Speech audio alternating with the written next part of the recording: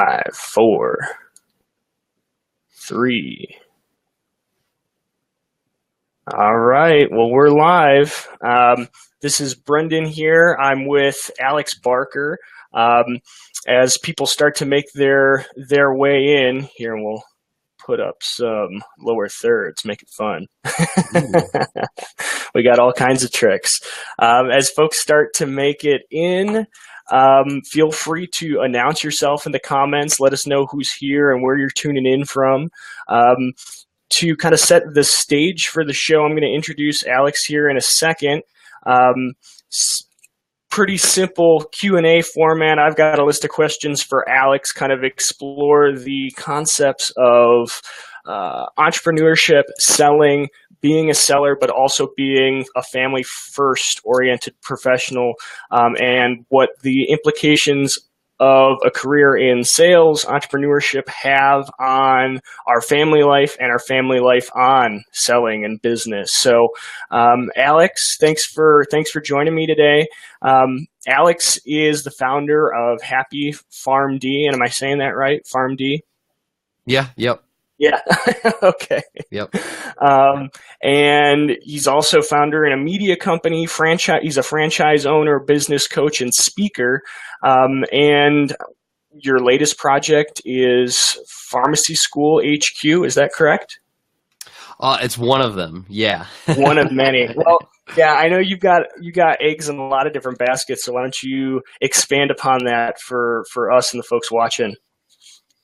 Yeah, so I'm actually a full-time pharmacist still. A lot of people ask me about that. I still work full-time as a pharmacist, and I've got I would say two companies. They're registered LLCs.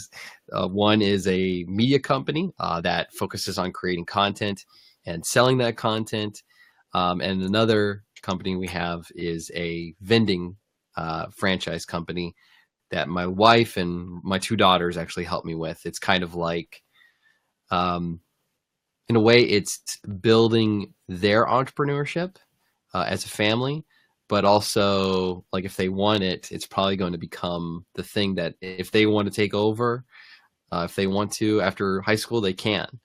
But yeah, I've done a lot of stuff in this world of particularly online entrepreneurship. I've been doing this now for about 5 years. So. Well, yeah, tell me a little bit about kind of the different, I don't want to call them side hustles because they're well developed at this point, but, you know, the difference between Happy Farm D and Pharmacy School HQ, and then some of the coaching stuff that you're doing. Yeah. So you could say that maybe there's two sides to it. We have a lot of websites that are pharmacy based, and we provide content for them. We also own some of these websites and create content focusing on things like self-development and leadership. And that's one side of things. And then the other side of it is my own personal coaching that focuses on business and life and the mixture of everything between. So I would say those are the two sides for what I do. But when you say, you know, is there a difference between the pharmacy projects? I would say they all point to one major thing, and that's to help pharmacists create inspiring careers and lives. That's really everything pharmacy related that we do. Yeah. So it's all pointing back to that same why. Yep. Cool. Well, I'm pulling from I know some of this stuff already about you, Alex, but I'm pulling some of the fun facts from your LinkedIn profile. Now you're married, a father of how many? How many kids do you have at home? I got two girls. Two girls, and still you guys managed to pay your house off in 3 years. How do you do that? Hustle. A lot of hustling. It started off with basically trying to manage our budget and putting everything excess towards, you know, our house and my wife's college loans, and that turned into, well, if we want to get even more ahead and we want to get out of debt faster, I can't take on a second job. What else can we do? So I just started hustling. Pretty much as soon as I got out of grad school, I started hustling immediately. And found just random ways to make money, um, from selling baby strollers to creating websites for people to creating stickers. Yeah. So it's been a wild ride, and I would say it took about until 2014 until I got really serious about creating a business. Yeah. And then I would say about 2 years after doing that is about June 2016 is when we paid off our house. Okay. Okay. And so it sounds like, if I'm hearing you right, the being in debt, trying to get the financial house in order is what drove you into being a seller. And from a seller, really, well, this could be much bigger than just selling strollers and stickers and everything else. I could build a business. And with that, I could do things like now you've already touched on teaching entrepreneurship to your kids. What kind of walk me through that logic? What came first, second, third, and what's the dream? Where is this going from here on out? Are you planning to continue working as a pharmacist full time? Is that the career path, or is it to hand off the baton or trade one life for another at some point? I would say the dream right now is to really fulfill our family's goal to help adoptions. So Mm-hmm. I know I'm kind of completely going away from where the question is going, but really our mission in life is to help families fund adoptions. Okay. That's like our big family purpose. Sure. And the business and my day job really fund that dream in a great way. Does that mean I'll leave my job? Maybe, but I don't see that happening in the near future. Right now, I love the people I work with. It's a great job. Um, it's nice. I'm not going into work every Monday morning hating my life. I was at one time, but now Yeah. things are a lot better. Um, and so I say it this way: if I wanted to leave my job, I could tomorrow, and I would be Yeah. okay for a long time. But Okay. I'm really happy right now with where I'm at. Okay. So how long have you and your wife been together? 7 years. We got married. 7 years now? Yeah, well, I mean, we started dating 2010. No, sorry, 2008, and we got married in 2010. So Okay. we've been Okay. together, I guess, almost 10 Okay. years. Okay. And so, hustling and entrepreneurship, that has come about since you guys have been together. What does she think of all this stuff that you're doing on the side? What does she think about it? Yeah.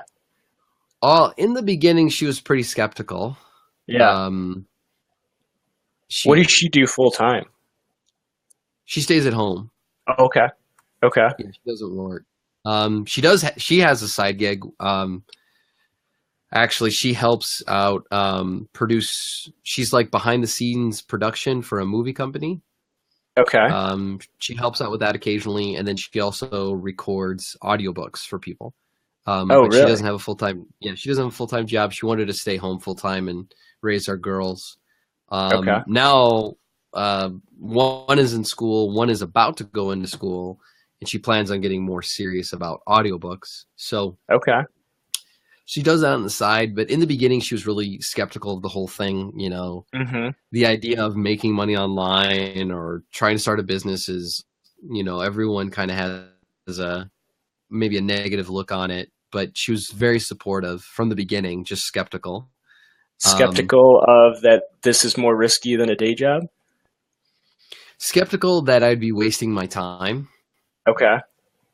Um, Was it a threat towards her time with you? Was that an issue yes, too? Yeah. yes, it was a How huge did issue. that how I would imagine that came up in conversation. How does that come up?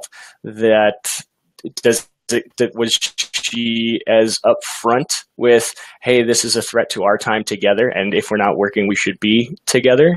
Or did it manifest in another way and then become very clear that that was at the heart of the stress? Yeah, the way it manifested was I just did it with my spare time, Hmm. albeit very distracted and unproductive. Any free time I had, I'd be working on my website or whatever kind of work I had before myself. Sure. Um, I started getting serious with my time probably around the beginning of 2013, Okay. and maybe probably like September of 2013. I remember having a pretty big argument with my wife about giving me time to work on my business. Yeah. And I remember I was arguing to have like 2 or even 3 nights a week where all I would do with the family is I would come home and I would eat dinner and then I would go work on my business. And like Huh. I wouldn't play with my daughter. We only had one at the time, and I wouldn't hang out with my wife. I would just be working. Um, I can reflect on that time and honestly say I really don't think I think I learned a lot during that time, but I didn't make any significant amount of money to be Yeah. worth spending that amount of time away from my family. And I don't want to prescribe anyone's relationship boundaries, but what I can say is that I think nighttime is a really poor time to get work done. Um, Been there. yeah, I've always been a night owl, and I was really unproductive. Yeah. And I found myself wanting to get more done, but only staying up done. And probably about doing that for maybe, I don't know, 4 months. I finally had to like ask myself, what in the world am I doing? And I heard a quote, I mean, just within the last week, that someone said that um, for all the time that you have with your kids, 80% of that time that you'll have with your kids is before the age of 13. And Yeah. after that, you're only going to get a little bit of the time, a few times in the week at the most. And Hmm.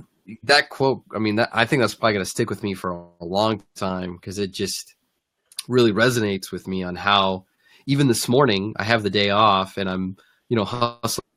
My daughter, my youngest, is here, and I feel Hmm. like when she comes in my room, I've often been like, "No, Daddy's got to work. Please Yeah. let me." And it's really shifted my perspective on when I hustle and opening up my communication lines with my wife so that we're both on the same page with the time that I'm spending hustling. Yeah, because it's tough. There is no quality time with the kids unless you have quantity time with the kids because you can't especially when they're small, you can't Yeah. structure it. You can't feel like, okay, this is we're gonna have Yeah. deep meaningful conversations starting now. It doesn't happen that way. Yeah. And you want to, you have right? It's you do, like, yeah, yeah. okay, I've got it. I have an hour. We can go to the park and back, and Hmm. then we have this to do. And I Yeah, think maybe I'm being a little gender biased by saying this. But I think men are really programmed that way, where that we're just like task oriented. I'm going to do this and then this and then this. My wife can be that way too, especially when she puts her mind. She's got it in her head to get it done, yeah. like she is this morning. But yeah, I totally resonate with what you just said. I feel like you have. In fact, I could pull it up on my phone and prove it on this live webinar. I'm not gonna. My ego is big, but I'm not gonna fulfill it. But every night I've got blocked off 6 to 8 p.m. regardless of whatever I'm doing. That's family time. Yeah, Because even just in the last maybe a year ago or maybe 2 years ago, I would find myself naturally just taking calls from people at 5 p.m., 6 p.m., 7 p.m. when my girls are awake. hmm, And I like to talk, I like to jab, and I would find myself like on the phone for an hour and not realize it, and the whole night would be gone. And my girls would say, we want to play with you, and that's yeah. tough. That's And really how tough. old are they again? You've got one about to be in school Uh, and one already in school. So how old are they? 5.5 and just turned 3. Just turned 3. Okay. Yeah. Yeah, man. I mean, it's crazy. I struggle with, and I think a lot of people, whether it's guys being task oriented or sales people or sellers or entrepreneurs, just being, Yeah. I've created a list today. I want to go through and I want to check everything off of it. I want to Uh, feel validated from being able to do those things, and it's hard to step away from it. I know I personally struggle from flipping the switch to protect that family time, because even if I have that time blocked off and I'm physically there, I might mentally not be there because there was some mhm. problem I was working on come 4:30 when I stepped away from work that didn't get resolved, and so it's completely monopolizing my time. Have you ever Yeah. struggled with that? Have you found anything to help you flip that switch so that those thoughts and processes stay at work or stay in the office when you're out in the living room? I'll be frank. I don't have that problem. No. No, and occasionally I'll have my mind, drift back into idea generation because I thinking of Okay. new ideas is always sexy, right? But Yeah. I find that like when I leave the workplace, when I'm out of my office, I'm I'm engaged. I would say it's probably a natural gift that I have to Hmm. just sit down and connect with people. Um, but for those people who do struggle with not being able to turn off the switch, what I have found to be helpful in the past, actually, when I was really stressed out about my job and I wanted to leave and I was being bullied at my workplace, what I found to be just really helpful and therapeutic for me was going out for walks with my wife and kids. You know, Yeah. the change in space and scenery and being able to just talk with my wife without having something to distract us like the television or a game or whatever, just being able to talk with my wife and having a deep meaningful conversation really helped me change my mindset.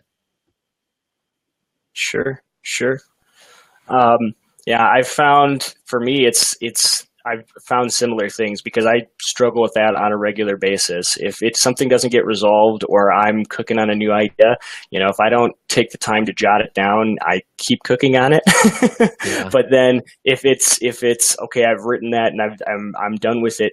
Getting out, going for a walk, doing something that's not just sometimes that physical engagement helps me make the mental flip, the mental switch. Mm, Um, yeah. Now, I want to tie back to something that a bit earlier. Now, you started to side hustle. It sounds like that stuff is, um, again, it sounded like it was a means to the end of debt for you guys. That's what selling was. But it sounds like there was skepticism over how you working in addition to a full-time job would take away from the quality time of the family. How did you win your wife over? Because it sounds like she too now is hustling. So how did you guys get over that? What did those discussions look like? Well, it definitely wasn't overnight, that's for sure. Um, Yeah. it was a lot of talks on our walks, actually. Uh, Yeah. but it was talking and dreaming big, about what we Okay. saw for our life, really. Um, I think I don't want to get too motivational here, but it. I think it's really apparent to people that most people don't talk about their dreams and aspirations typically after grade school. You know, Okay. most dreams that people have usually are poo-pooed by everyone else because it's obnoxious to know a dreamer. It's obnoxious to hear about what they believe that they can do. And so, eventually we don't even share our dreams with other people because it's almost like embarrassing because other people will be skeptical of like, you can't do that, or how are you going to do that? Or how are you going to scam your way to get what you want? I think a lot of it has to do with just how cynical our culture is, or most people anyway. And my wife and I really didn't start doing this, until a few years after our marriage, where we just started talking about, like, what do we want out of our lives? Is the norm, me just working a day job, coming home every day, playing with the girls and kids. Is that what we want for our lives? Because if it is, then that's great. But I knew that Megan had a heart for giving. She's the giver. I'm definitely not the giver. I'm the stingy guy who doesn't, when I see a price hike in a $1 bean burrito from $1 to $1.19, it kind of irks me. Mm-hmm. But for her, she loves giving, and it's a part of who she is. And being married to her makes me want to be able to give more. And finding out how important it was to her to give really made me see, well, if we want to give more, we want to make more impact, then let's figure out how to do this in a business. So sure enough, once the clients started rolling in, we started using that money for specific purposes. Like we would give to our church that we're a part of. We would give to organizations. Excuse me. A few years back, we were able to give when Japan had that giant tsunami and killed thousands of people. And without the hustle, it just would have been difficult for us to even imagining doing that when we had our other financial goals, like paying off debt and getting rid of our house payment. If you want like a prescription on how to talk to your spouse or significant other or whatever about this, it can be really awkward. Brendan, have you ever done this before? Have you ever talked to your other about, goals and your visions for your family? Oh yeah. Yeah. I mean, the first time you do it, you experience those types of nerves, because here is this, especially if you're in a newer relationship, here's this person that you want the affection of. You want, it's even higher stakes than embarrassing yourself in front of people, Yep. who you don't want to spend, friends, family. Yep. This is potentially the person you want to spend the rest of your life with. And hopefully that sharing those thoughts is the intimacy that gets you to a point, where I am, now we're engaged. Now we're, counting the days until we walk down the aisle. But that first conversation is scary. And still now, we're in a committed relationship and we're, the plan is to spend forever together. It's still, there's times where I have to get over myself to have that conversation, to bring it up. Yeah, ego is often the enemy, right? We often find ourselves not wanting to be vulnerable with other people about what we want. I remember being embarrassed one day about just how badly I wanted to have a successful business, and in front of my wife, like the one person who's seen me naked, and it's not like it's the Super Bowl show or something like that. It's nothing spectacular.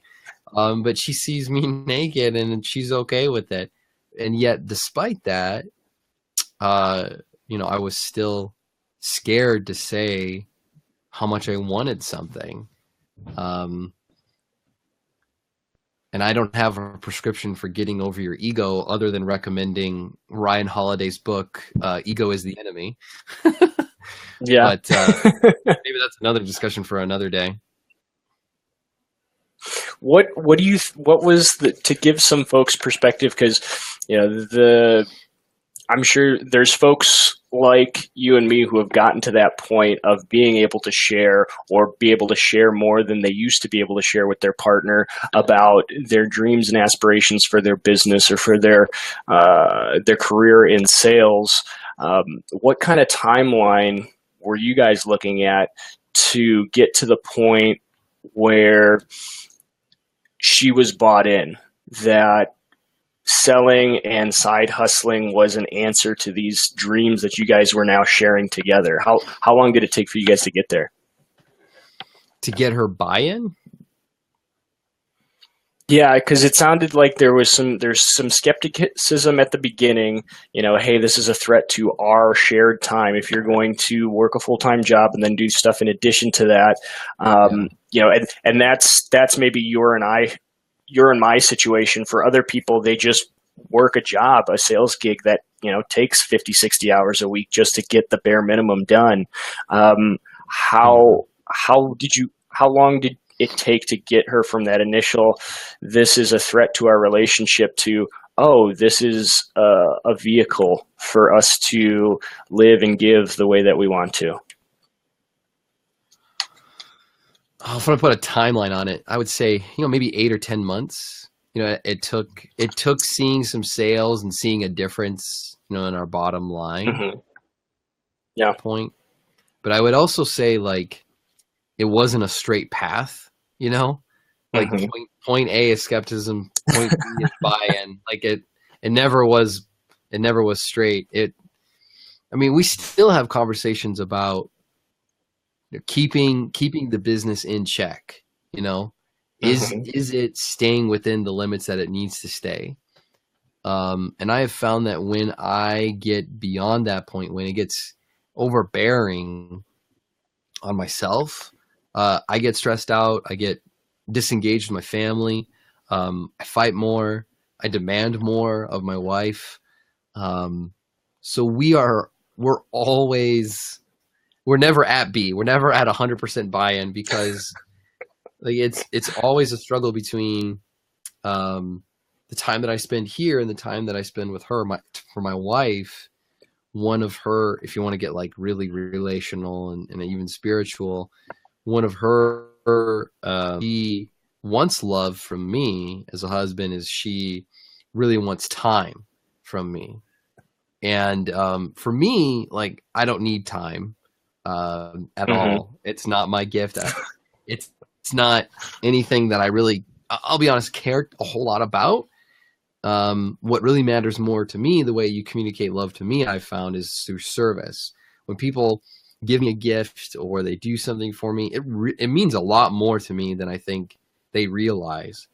Um, and it took me a while to figure out, oh, hey, I need to stop spending so much time on this business because my wife sees this more as a competition Hmm. than than anything. And what what I my wife has said this multiple times in the past when we were fighting about this. She said, you say that you love me, but your actions tell me that you love your business more than me.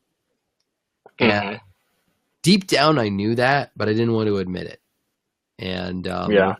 it was tough. It was really, really tough to hear my wife say that, I had a love affair with my business and I didn't have a whole lot to show for it. Nothing that would Yeah. break the bank. So, excuse me. It's always a a constant check and balance between where I keep my business and in my relationships. Well, it's funny because we're talking about two different things, our home lives and our work lives, and for some of those, for some of us, that's certainly a lot of overlap because a lot of us work from home nowadays. Yeah, um, but yeah. neither progress in either doesn't happen overnight. To get that measurable buy-in, it sounds like it took you, 8 months, and that's just the first increment of measurable buy-in. There's progress to be made Mhm. after that, just like there is with um, the work that we do in building a business or building a book of business and reoccurring revenue. And so, yeah, I think that's probably a struggle and a challenge that a lot of people share. Do you have any recommendations for enduring that period of time, of sticking it out long enough to see the positive impact of the work that you're doing on a daily basis, even though it takes months or years to see the result? Yeah, probably the best recommendation I would have is um, get an accountability partner or a board of directors or a mastermind or a coach or someone, because the best progress I've seen in my life is when I invested heavily in myself. And I've tracked over the last, however many years I've been in business, how much money I've spent on coaching and how much money I've spent, or how much I've earned. And every year both numbers go up, and the profit has. So really what you invest in yourself is what I see as something that pays dividends excessively. What would you say to somebody who is challenged by the idea of going outside their home to find that support? Because I could see somebody being very easily, well, my spouse should be my accountability partner, right? Is that going to work? No, it never does. Yeah, and let me clarify too. The whole aspect of like a coach is something I think has a bad connotation, because that's what I came into it understanding. But what I found a coach to be is just someone like in sports. There's someone who helps you set your goals, accomplish them faster than you would by yourself, and helps you keep accountable to those things. And it's really easy to create a business or a side hustle or anything really that can fall by the wayside. I mean, it doesn't, it's something that you're not necessarily accountable to anyone on what kind of work that you do and when you spend it. My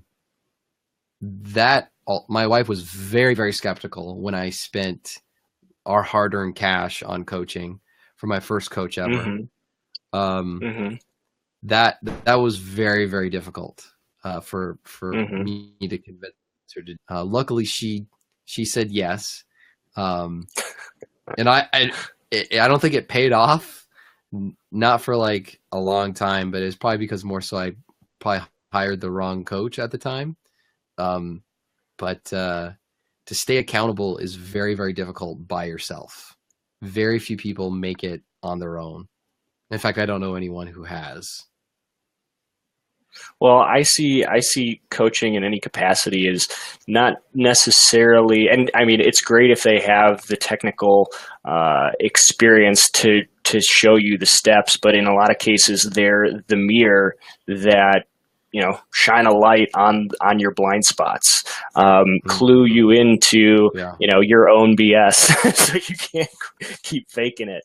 And it's hard to have certain conversations with your spouse, like when the relationship is the game. It's hard to be each other's mirror, and so to go outside of that relationship to make it better is to me the only solution. Is that what you're finding? That, and your spouse probably isn't the best judge of your idea, because either they'll think, well, I don't know your situation, your relationship, but what I found from my wife is that every idea I have is usually a good one, and for others, it's either like that'll never work, or it's too skeptical, or very commonly is that your spouse doesn't have any experience at all enough to intelligently say whether it's a good idea or not. When I first started out, I didn't have anyone. I hired a coach. And then when I was done with that, I shortly after basically got a board of directors. I had people, that I would call on a regular basis that I would report to and say, this is what I'm working on. This is what I'm doing. This is where I'm heading. And they would give me advice and feedback. And that was extremely helpful. Because if I was my own boss at times, I probably would have fired me a while ago. One final thought, Brendan. I just say a few weeks ago, be very honest with you, I was in a funk and I just was not getting stuff done. I wasn't responding to people timely. I wasn't communicating with clients who were paying me for services. I was choosing entertainment, my own self-indulging pleasure. I was being lazy. I was procrastinating, and that happens, when you run a business and you carry the weight. And what I found is that, shoot, what am I circling all back to? Accountability. Having people in my corner is so important, because without them, I don't know if I ever would have broke free from the funk just even a few weeks ago. But I'm supported by people in a mastermind group, from my coach, from my board of directors, from people just in my community who know, love, and respect me. And that, if you don't have that, it is very, very difficult. So I want to pick this apart a little bit, because you've thrown around a couple of different terms.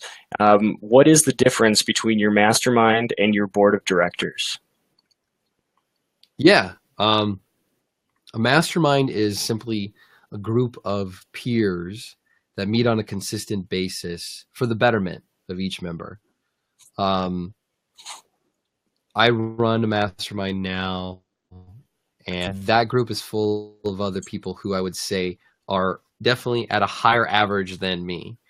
You've probably heard the quote before: "You're the average of your 5 closest friends." And I'm Mm-hmm. always trying to increase my average, because sometimes I think myself pretty low on the place's standards. But what a mastermind is a place for you to talk about your struggles, your problems, your challenges, and also the potential solutions that you have, and get feedback from the group. A board of directors has no one really talks about this idea, because it's pretty nuanced, but I try to run my business like an actual business, where I have people who understand my business, what it means. They don't own any part of it, but rather they give me advice and their expertise on what I'm doing. And they help guide me through some of the difficult things. Like, I've got one of the guys on my board of directors. He owns like this multi-million-dollar company, and he knows my industry really, really well. And he's always giving me great insights into things that I just wouldn't have known, because he's been in the business for 30 plus years.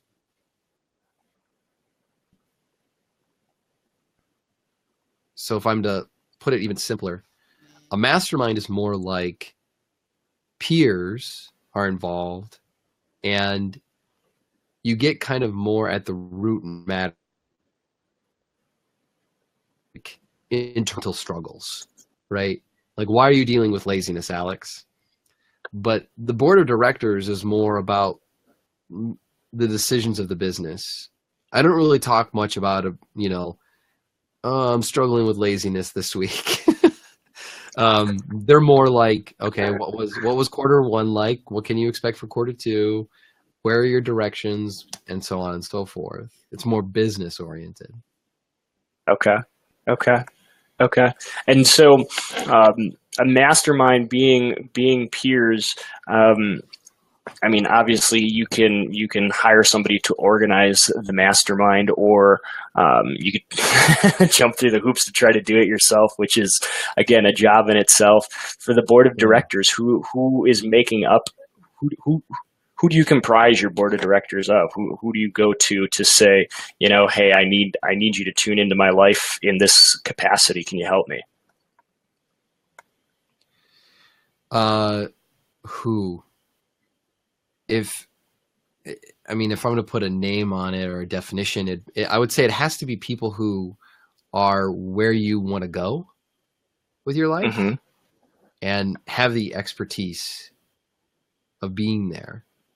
Now that can comprise of a lot of people, but what it comes down to is building a relationship with these people. Without a relationship, without connecting with them, it's going to be very, very difficult for you to have anyone be on your team, especially if you want to start a relationship in that way. I know in the beginning, like if you're watching this interview and you're thinking, oh, I've got so many things to do now. it can get overwhelming to the point where you start off and you have so many things that you want to add to your life. And what ends up happening is you want to rush the results. That's what I found to me all the time. I was always trying to rush what I wanted. And so like I'd contact people and just ask them like, hey, can you be my business coach pro bono? And didn't go anywhere, because I was just some random kid saying, I need your help and I want it. Please give it to me. So yeah, it comes down to connecting with those people that are where you want to go, and help them, validate them, give them the things that they want, find out what's important to them, and simply just help them out. It doesn't have to be much. It can be a blog post of theirs and letting them know that you shared it. Like that may mean something to them. Who knows? And just building a relationship. I think yeah, what I hear, and probably a lot of the folks tuning in can relate to it, is if you want to get somebody's attention and get their permission to ask such favors of them, you need to lead with them. You lead with questions. You get them talking about their lives, and you find ways to put goodwill onto them, be of value, be of service, and the return is the things that you want. So leading with yourself is a quick way to have somebody throw up the defenses and throw up the walls and block you from getting into that inner circle of their life, in which they do offer people the grace and the favors and the privilege that you're looking for. So certainly makes a ton of sense. I want to change directions here real quick. I got a couple of kind of quicker questions for you. What do you find has worked really well in helping you juggle, the many things of full-time employment, side hustle, being the father and spouse that you want to be? How do you manage it and be all of those things to all of those people that you need to be responsive to and responsible to?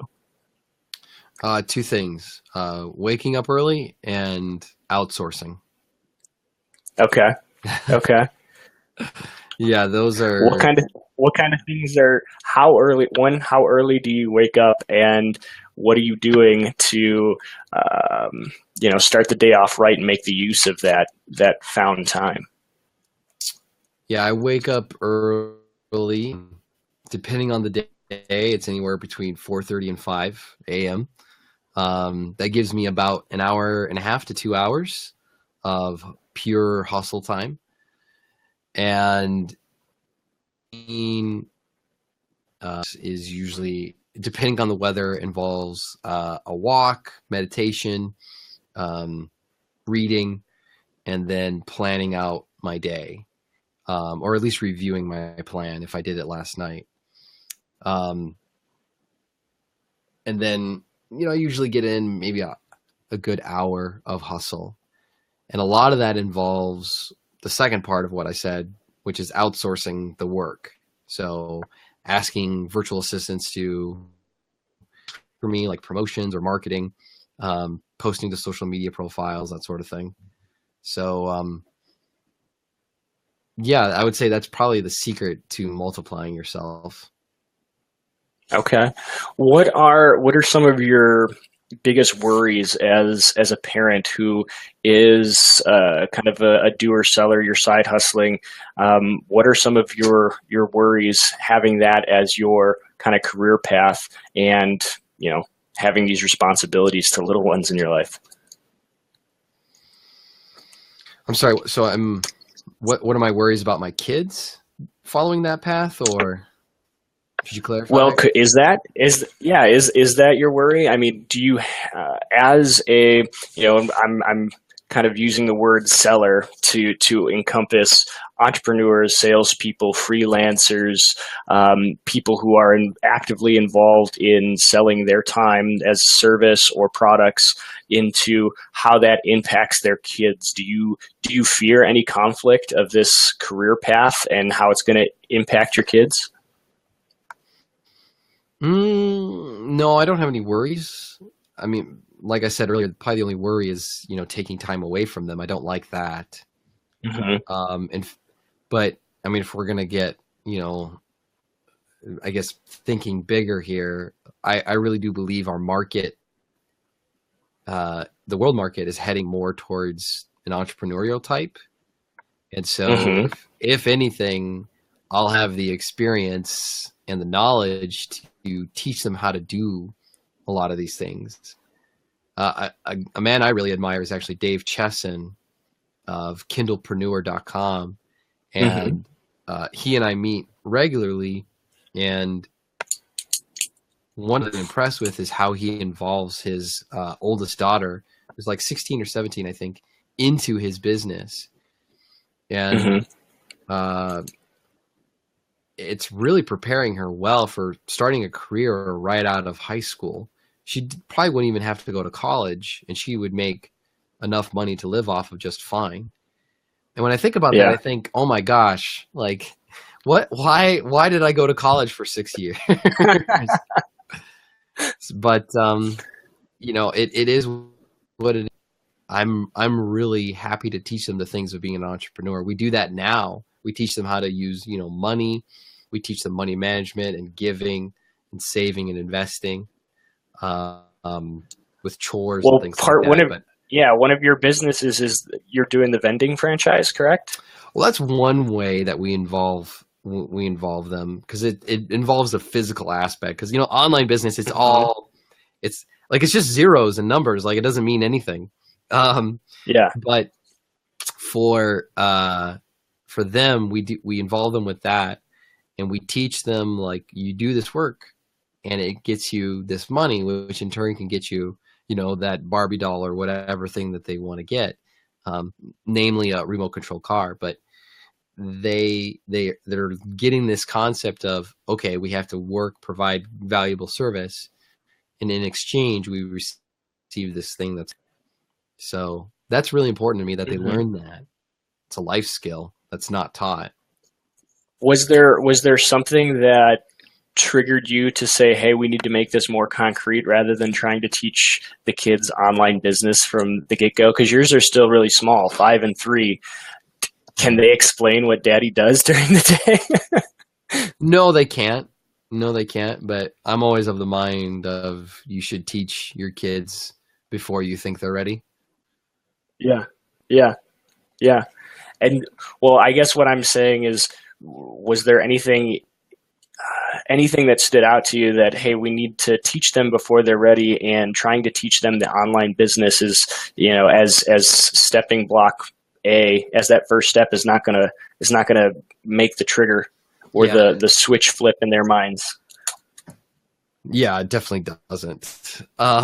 They don't even understand, how that works.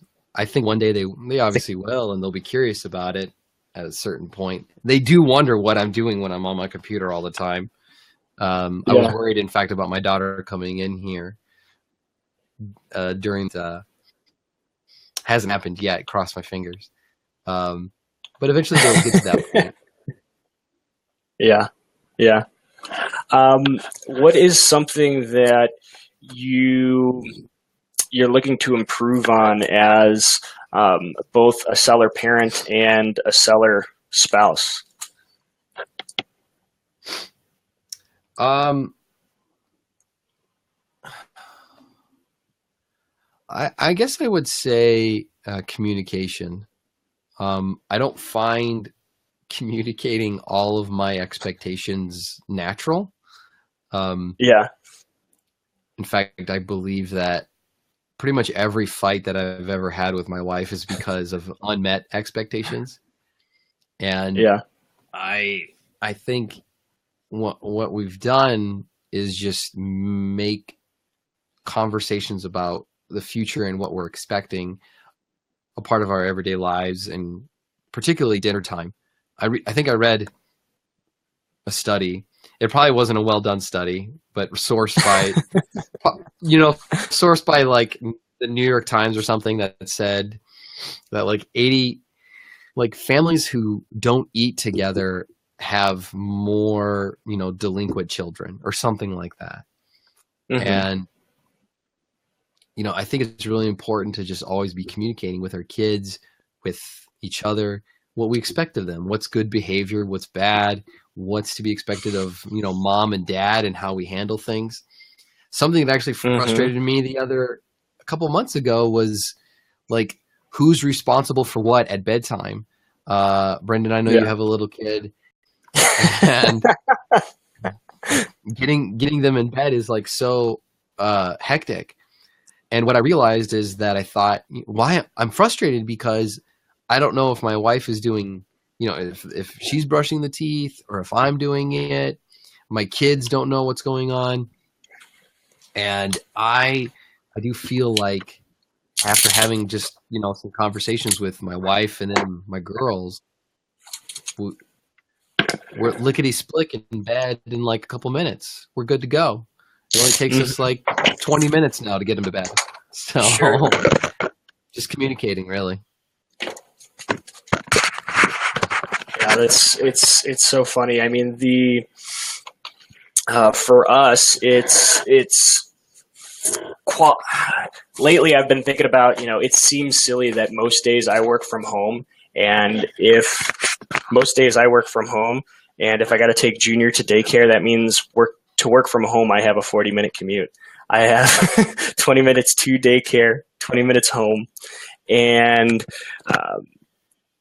I've been playing with the idea of switching daycares so that I don't have to travel so much, so that there isn't this long commute.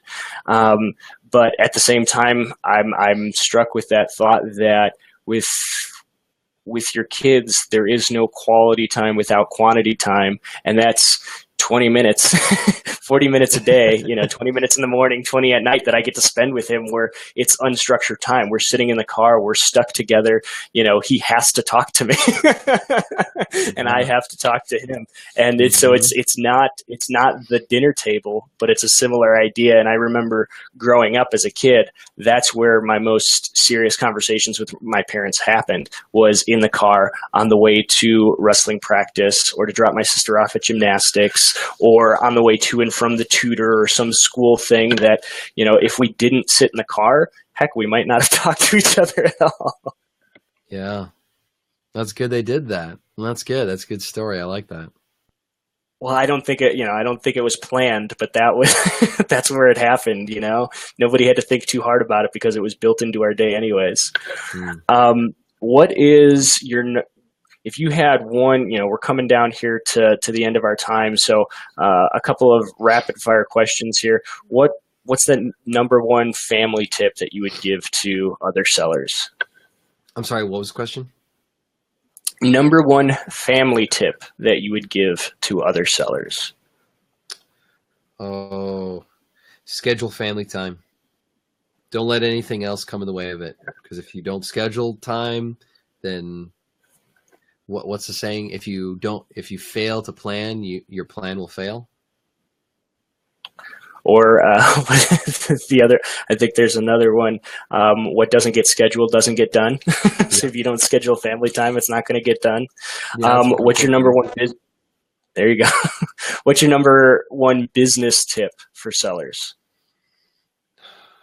Create a support team. Don't wait for it to just happen for you, but find other people that you can talk to about your business in a candid way, whether it's a mastermind or a coach. Find someone who can really call you out on your BS, and someone who can hold you to the level of accountability that you want. Awesome. And what project are you most excited about right now, and where can people find out more information about it? Well, if there's any pharmacists in the room, one of the projects I'm working on is is a non-traditional career summit teaching pharmacists about new careers and potentially how to get out of their own career and into something new. That's at thehappypharmd.com/summit if you want to check that out. But I'm always open to connecting on social media as well. So you can always hit me up on Facebook. That's probably the easiest way to connect with me. Perfect. Well, I certainly appreciate you joining us, Alex.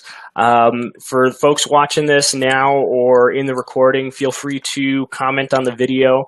I'll be sure to circle back, and I'm sure Alex, if he has time, he'll be able to answer some more questions over the next couple of days. So if you got questions, put them in the comments below. Let us know what you're thinking about, what you need more clarification on. Again, Alex, thanks for joining me on the first episode of The Business of Family and Selling, and we'll see you guys all next time. Take care.